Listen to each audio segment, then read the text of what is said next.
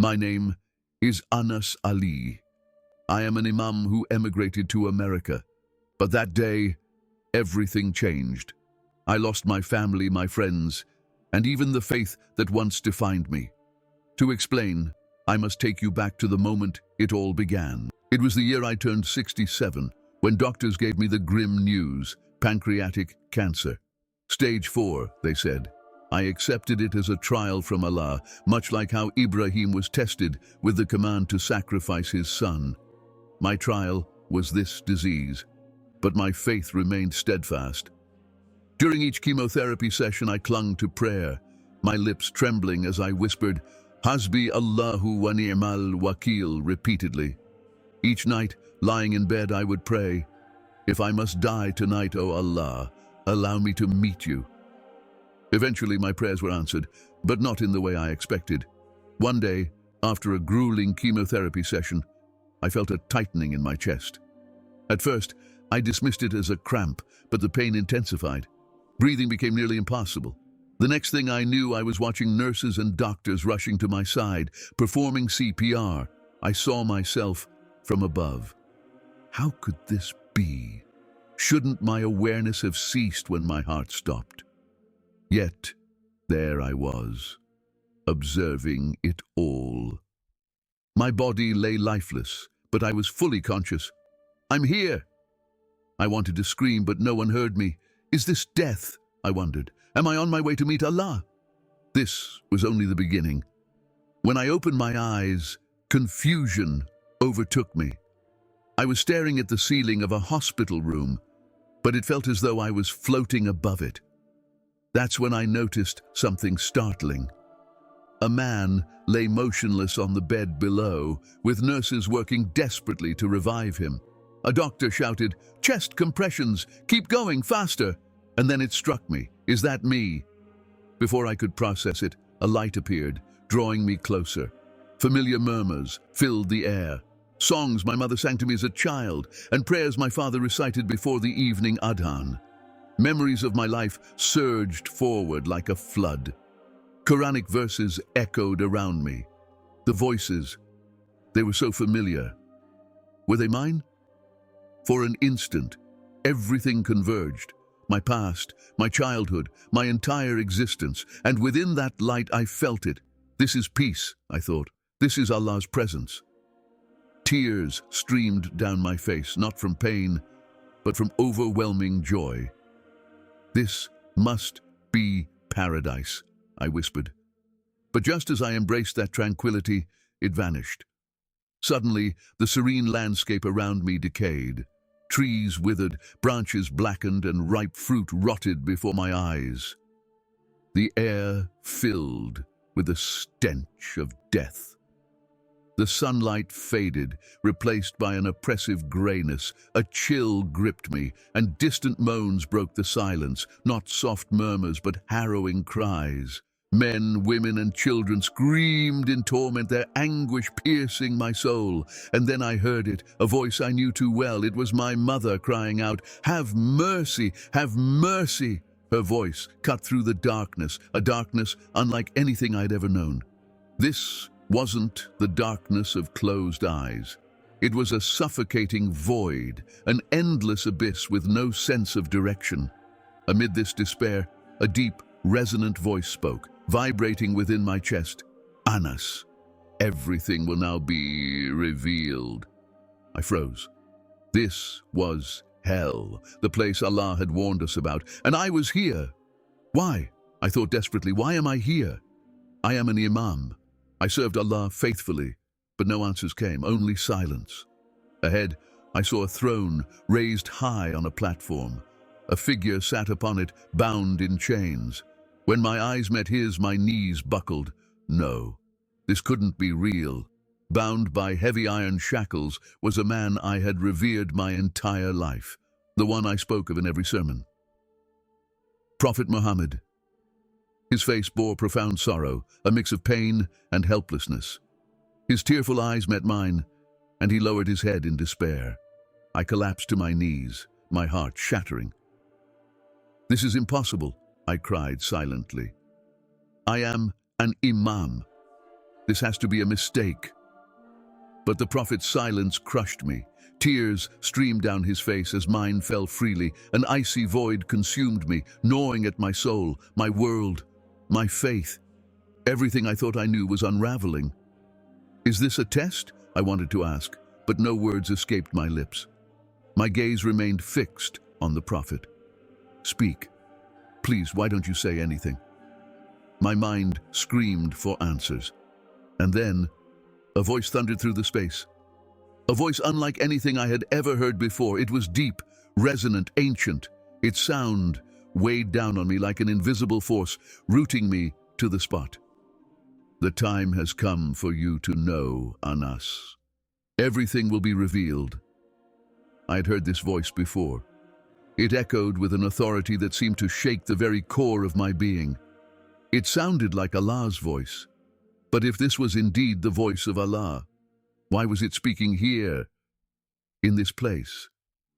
And why was I here? I had no answers. But one thing I knew without a doubt, this was hell. The same hell I had spoken of in my sermons, the same punishment Allah had warned us about. But how could I, an Imam who had served Allah my entire life, find myself here? This isn't right. It can't be. At that moment, I felt the foundation of everything I had ever believed in begin to crumble. And then, from the heavens above, a book descended. It crashed to the ground with a resounding thud, sending a cloud of dust into the air. The ground trembled beneath me. I recognized it instantly. The Quran. Why is the Quran here? My mind raced with confusion. Before I could even comprehend, the book began to open on its own. The pages turned, one after another, though no wind stirred. It was as if unseen hands were flipping through its sacred verses. I couldn't look away. This had to be the answer I sought. Then the voice returned, this time deeper, heavier. It reverberated through my very soul, shaking me to my core. Who is Allah, Anas? Have you ever truly asked yourself that? A jolt of panic surged through me. I grasped my head, my breath quickening. What kind of question is that? Who would question Allah? My heart pounded. This had to be a test. Yes, a test of my faith. With conviction I declared, He is the creator of all things. He is Allah, the most merciful, the most compassionate. But the voice did not acknowledge my words. Or perhaps it did. But it simply didn't care. How do you know He is the creator, Anas? Have you ever truly pondered it? I froze. My mouth went dry, and an unsettling chill crept over me. Have I ever thought about it?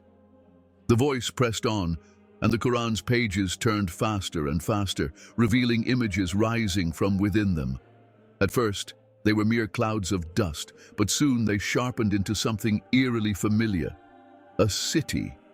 I gasped. The Kaaba. But something was wrong. This was not the Kaaba I knew. It was surrounded, crowded by statues, idols. People circled it, holding incense, their faces lifted in reverence to their gods. There were 360 idols in total, each one representing a deity. What is this? My mind reeled. Isn't the Kaaba the house of Allah? The voice spoke again, cutting through my disbelief. This is the Kaaba before Islam. Look at the idols, Anas. Do you recognize their names? A shiver ran down my spine. I did recognize them. Al-Lat, Al-Manat, Al-Uzza, and then another name. Yes, these were the idols I had spoken of countless times in my sermons. Yes, these are the false gods of the age of ignorance, I reassured myself. This is a test. It has to be. But the voice was not done. Tell me, Anas, where did they place Allah? I hesitated. My lips trembled. Allah wasn't an idol, I protested. He is above all things. He is greater than them all. The voice, calm yet relentless, continued. And yet didn't they pray to Allah even before Islam, Anas? A realization struck like lightning. My thoughts stumbled over themselves. Yes, yes, they did. Even before the Prophet's message, the Arabs had believed in Allah. He was the supreme deity above their lesser gods. That was why we declared, Allah is one. The voice asked again, its weight unbearable. Then, tell me, Anas, who was that Allah? My throat tightened. Panic clawed at my insides. Allah is Allah! I shouted, desperation creeping in, but deep down a flicker of doubt stirred, a question I had never dared to ask. Who is Allah? And for the first time in my life I realized I didn't know. I had never asked myself that question before, not once. Another image emerged before me. This time it was from an even older time. But it wasn't Arabia. It was somewhere else. The land of Canaan. Crowds gathered around a grand temple, holding bowls filled with offerings and leading animals to be sacrificed at the altar. I recognized them immediately. The Canaanites, infamous for their idol worship, but as my eyes focused on the massive idol they were bowing to, a deep chill ran through me. The name inscribed on the idol was Baal. My legs gave way beneath me. My breath caught in my throat. This can't be. Carved into Baal's figure was an inscription. It was written in a script eerily similar to Arabic. And there, in bold relief, was a single word that sent my heart pounding in my chest. El. I knew that name. It was the ancient term for God, found in old Hebrew scriptures, a name I had come across in my studies. Why is it here? Before I could make sense of it, the voice whispered again, this time closer, so close it felt like it was inside me. Baal. The name Allah that the Arabs used. You never questioned it, did you, Anas? A gust of wind swept over me, and suddenly, breath. My lungs gasped, drawing in air with desperate force, like I'd been pulled from the depths of the ocean after drowning. My eyes flickered open, but the world was a blur.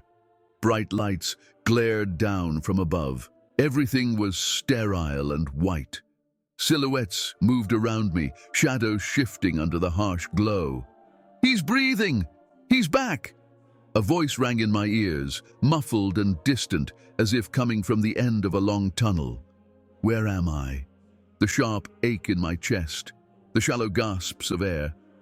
I was alive. But how? I knew I had died. I had been to a place that felt like hell itself.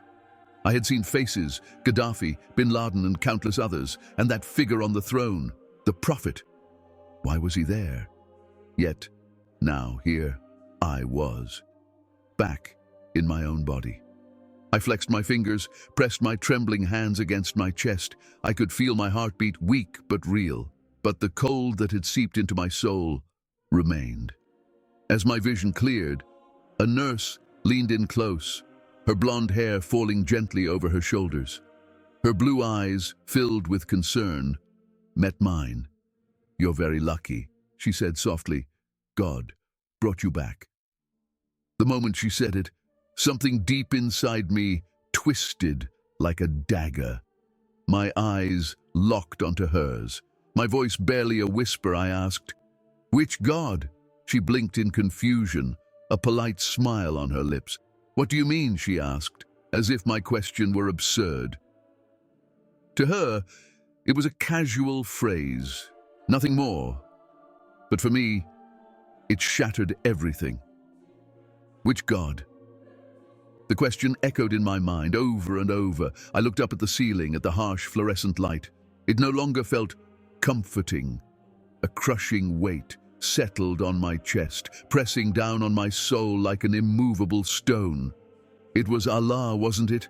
I tried to reassure myself. It had to be, but those images, the voices, Baal el Allah. The words twisted in my mind, tangling like roots I couldn't untangle. I shut my eyes tight, hoping to banish the thoughts, but they only grew louder. The voice wouldn't stop. Have I been deceived? Days passed in silence. My family came to visit, but I barely heard their voices. My wife sat beside me, holding my hand with quiet patience. My grandchildren played at my bedside, their laughter distant, like echoes from another life. But I felt nothing. I didn't want to feel anything.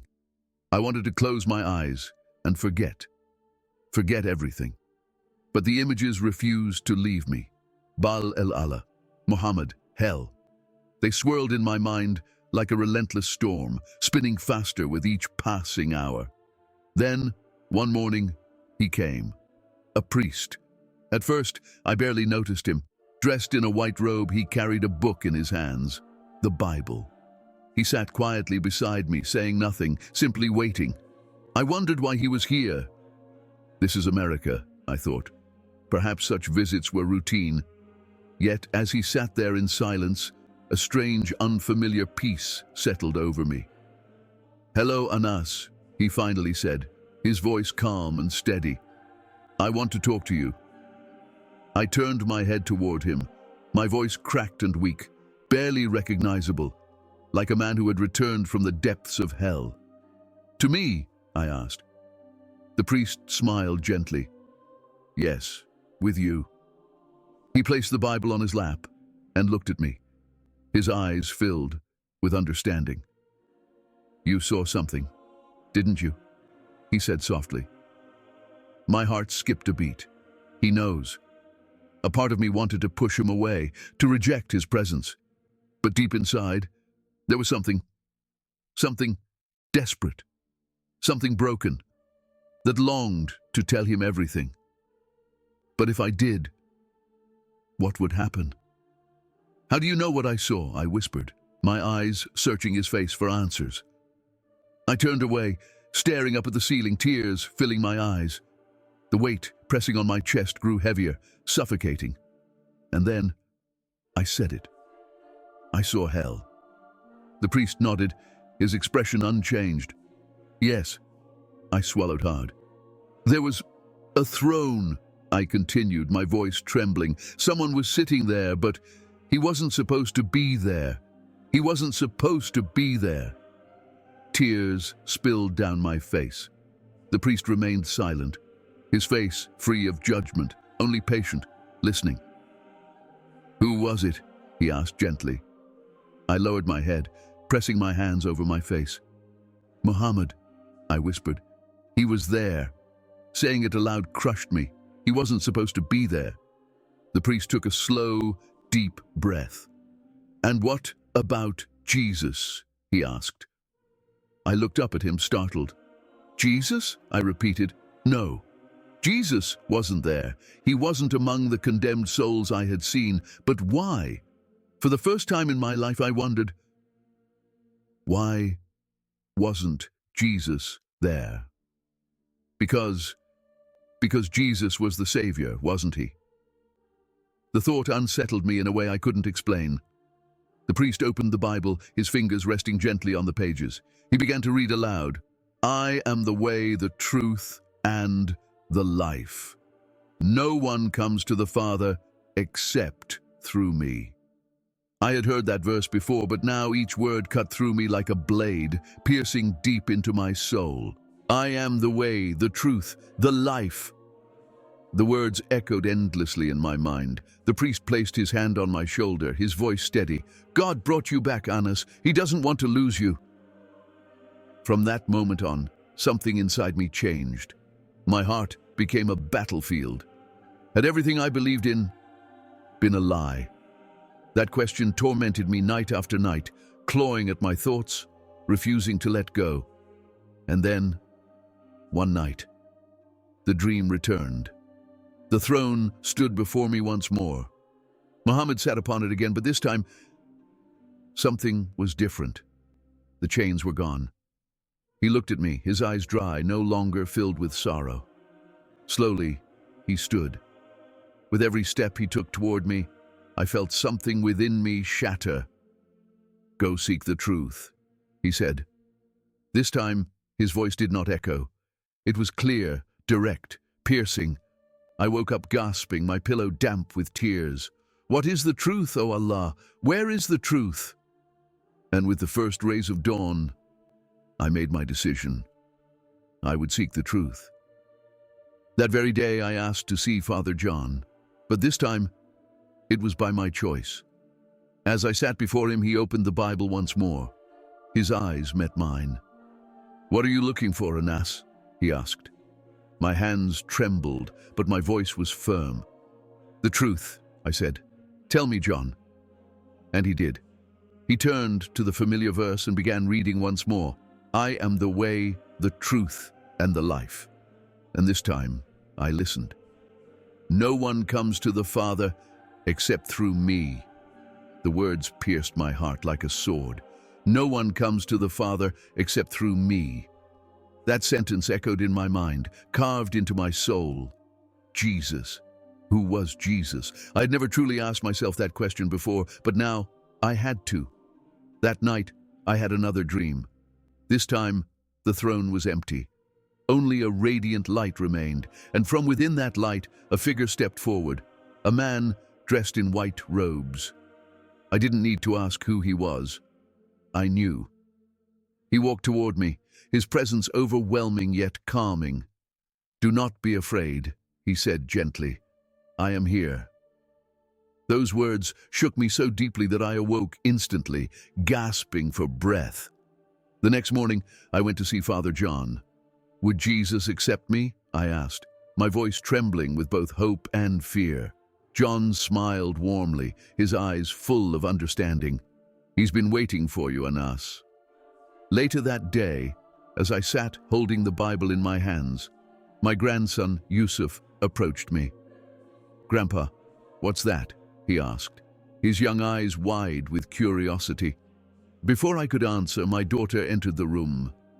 Her eyes locked onto the Bible, and her face twisted in anger. "Is that a Bible?" she hissed. "You're an Imam, Anas. What does this mean?" I took a deep breath. For the first time in my life, I spoke without fear, without hesitation. "I am no longer an Imam." The weight of those words crushed me and healed me at the same time. My daughter's face went cold. "You're shaming us," she spat, grabbing Yusuf's hand and leaving the room without another word. The silence that followed was deafening, and in that moment, everything changed. My family, my children, my grandchildren, they all turned their backs on me. I was expelled from the mosque. My community abandoned me. The man they once called Anas was gone, but for the first time, I was not afraid, because I was no longer alone. A few days later, Father John led me to the church. "Today is the day of your baptism, Anas," he said with a smile. As I stepped forward, I felt a peace, unlike anything I had ever known. For the first time in my life, I was absolutely certain of my decision. The water poured over my head, and with it, the chains, the nightmares, the throne, all of it washed away. Tears rolled down my cheeks, but they weren't cold this time. They were warm. For the first time, I was free, and in my heart, I heard a voice whisper, "You have found me." For years, I had prayed to Allah, but now, for the first time, I received an answer from Jesus. That moment changed everything. The old Anas no longer existed. I was no longer an Imam. I was simply a man. But for the first time, I was truly alive. Not long after, something miraculous happened. The cancer that had taken hold of my body was gone. The doctors were astonished, but I knew who had healed me. Every morning, I opened my Bible. Every morning, I fell to my knees in prayer. But now, my words had changed. Thank you for waiting for me, Jesus. Thank you for finding me. And one morning, I woke up to something I had not felt in a long time. Peace. For the first time, there were no nightmares, no throne, no hell, no chains. All of it was gone. I was in the arms of Jesus, and for the first time, I was truly alive. I am the way, the truth, and the life.